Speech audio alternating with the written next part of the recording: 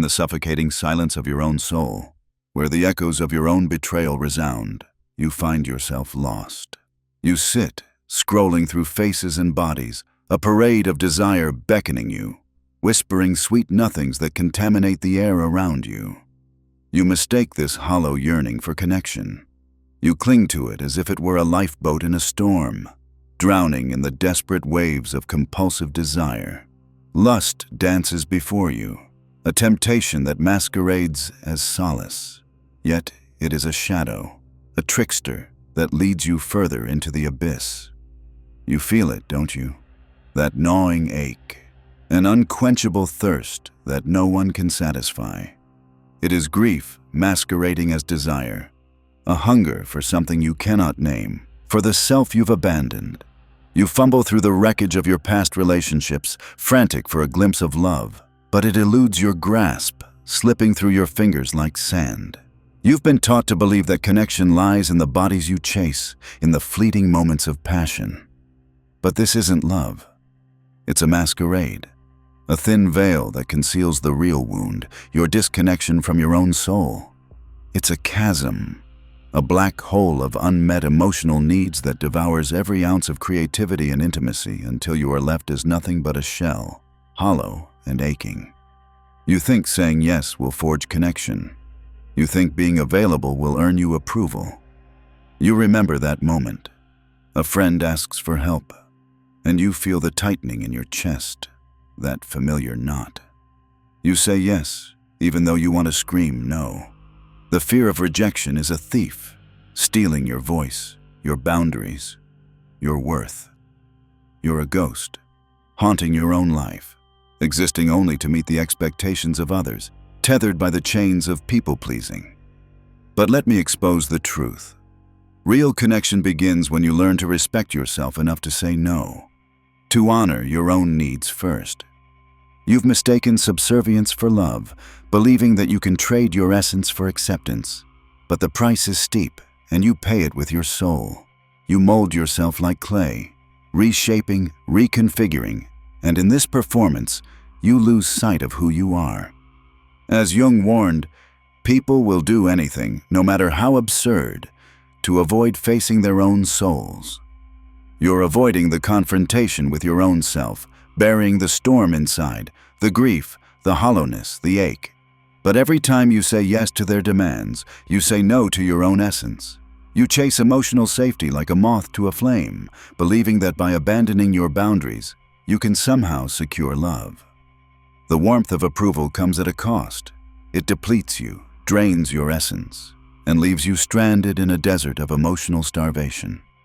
You cling to the illusion that vulnerability lies in emotional availability, yet you're merely a jester in an unforgiving court, desperately seeking the king's favor. But let me remind you what Jung understood well. Individuation is a sacred path, a gruesome journey through the dark forests of your psyche, where you must face the shadow self, the parts of you that have been shoved into the corners, rejected and unacknowledged. It's terrifying, but necessary. You cannot find safety in others when you have not yet found it in yourself. Abandoning your own boundaries is a betrayal of the self, a relinquishment of your power. You think you've found refuge, but you're merely postponing the inevitable confrontation with your own soul. You feel safe, yet you are trapped, suffocated by the very layers of illusion you've created to protect yourself. You believe that by staying available, you can control how others perceive you. You invest your energy into crafting the perfect image, the ideal man they can't resist. But here's the truth that slices through the fog. True power comes not from bending yourself into someone else's perception, but from fortifying your own internal boundaries. You've become a puppet, strings pulled by the desires and expectations of others. Yet beneath this facade, you scream for authenticity, for intimacy that does not require performance. But instead, you lose yourself in the roles you play, skipping from one dance to the next, pretending to be everyone's idea of a man, while the real you languishes in the shadows, forgotten. Jung spoke of psychic possession, a state where unconscious forces take control, dictating your actions, your desires, your very existence. You're caught in a cycle, repeating the same patterns, trapped in an illusion that promises connection but delivers only emptiness. You've sacrificed your soul to the altar of external validation, and in doing so, you have lost it all. The path towards individuation is not one of healing, it's one of severing. A symbolic act of setting boundaries is sacred, irreversible, and liberating. Imagine standing in your truth, cords cut, feeling the weight of freedom and responsibility. In this act, you reclaim your essence, the power to say no, to honor your own needs, to love yourself fiercely. You don't need more healing. You need to stop lying about who you are. The disowned parts of yourself claw for attention, for acknowledgement. When you stand firm in your own truth, the light can finally pierce through the shadows. You'll find strength in silence, an unwavering foundation built on authenticity. You never lost control, you gave it away. You were never free because you never set boundaries. Amidst this turmoil, there are moments of stillness. The first time you say no and feel the weight of relief. A deep breath after cutting the emotional cord. The quiet of a morning, standing alone in your peace. The world wakes up around you, but your heart is finally at rest. Don't keep this. Send it to the person still handing away their power, to everyone but themselves. Let this confrontation rattle your core. You are not alone in this struggle. The journey to reclaim your soul is fraught with pain, but it is also rich with possibility. When you finally confront the illusions you've clung to, you will find the mirror reflecting your truth. All the madness, all the lust, all the longing, it isn't about the bodies you seek. It's about the reunion with your own self, the wholeness you've been grappling to reclaim. Face the truth and let it carve you anew. In the late hours of solitude, when the world quiets down and the shadows stretch, you confront the reality of your own existence. It's a harsh light that reveals the rot hidden beneath your carefully crafted facade. You thought you could outrun the feelings, grief, loneliness, shame, and replace them with lust, with desire. But these are only fleeting illusions, masks that distract from the deep hunger that gnaws at your core. You crave connection, yet find only emptiness in your pursuits. This is the great paradox of desire. It promises intimacy while driving you further into isolation. You chase after moments of fleeting passion, thinking they'll fill the void, but each encounter only deepens the chasm. Lust without love is a mirage. It glimmers tantalizingly, but as you reach for it, it slips away, leaving you stranded in a desert of unfulfilled longing. You convince yourself that this is normal, that everyone feels this way, that the late-night scroll through images of other bodies is just part of life. But it is a cruel trick, a distraction from the truth that lies beneath. The truth is haunting. This compulsive desire arises not from sexual need, but from a profound disconnection from the self. Carl Jung understood this well, warning that the unconscious is a powerful force, one that drives human behavior in ways we rarely acknowledge. Lust is merely a projection of what remains unintegrated within. The anima, or the inner feminine, calls out to be recognized, to be acknowledged. Yet many dismiss it, perpetuating the cycle of avoidance. You see, beneath your restless desires lies grief for the parts of yourself that you've denied. Each moment spent seeking external validation is a step further away from self-acceptance. You've become adept at avoiding your own soul, retreating into the fantasy of connection without ever confronting your own emotional landscape. This is where the real work begins, the painful yet liberating journey toward individuation. It demands that you face the shadow, the hidden, rejected pieces of yourself that long to be reintegrated. Do not mistake this process for easy healing. It is anything but. You may find yourself standing alone, stripped of the distractions that once colored your existence. In this solitude, you'll confront the uncomfortable truths, the grief, the loneliness, the ache of unmet needs that demand to be felt. You are not being punished. You are being called to awaken. When you begin to disentangle your identity from the approval of others, you start to reclaim your power.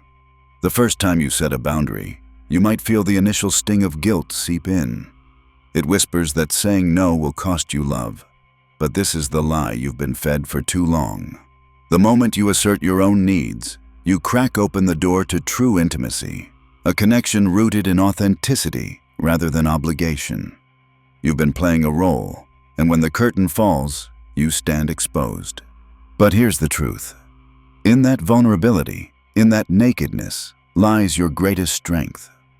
You find the courage to stay present with your own pain instead of running from it.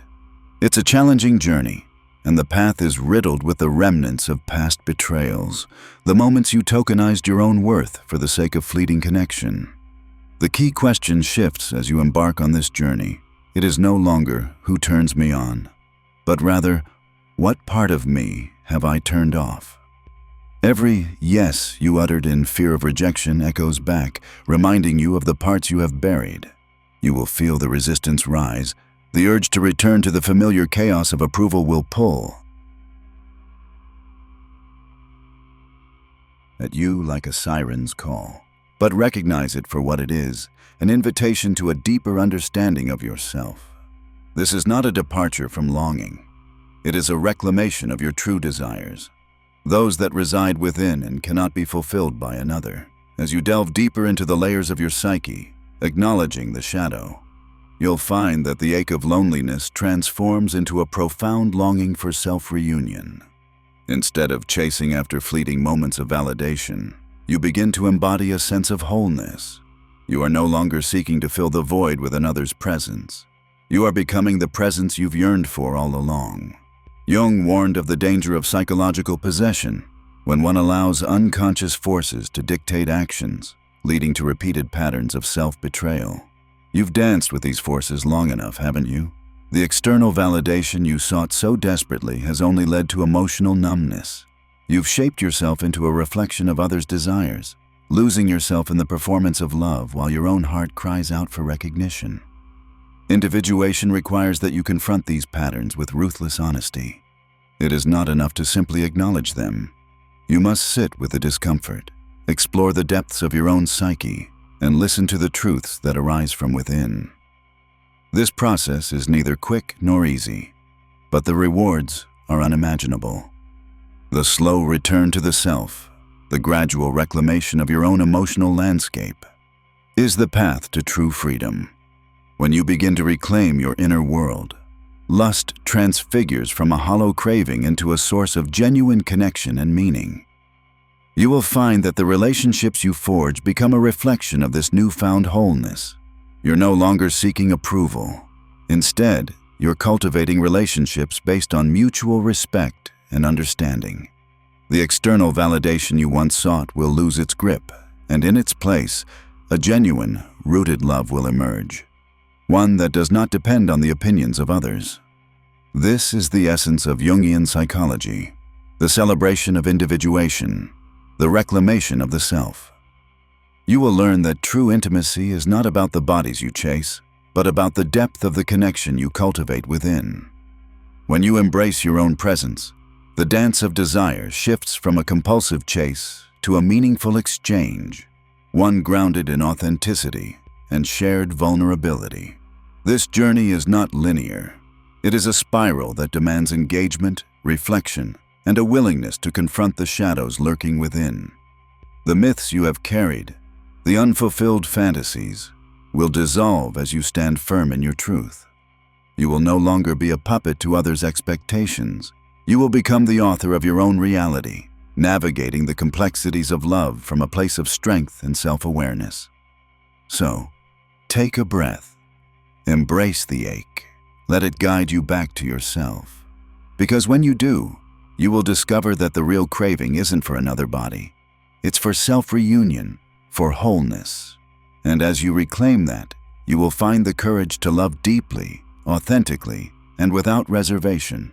The world may still echo with the whispers of longing, but you will stand firmly rooted in your own truth, guided by the light of your own soul.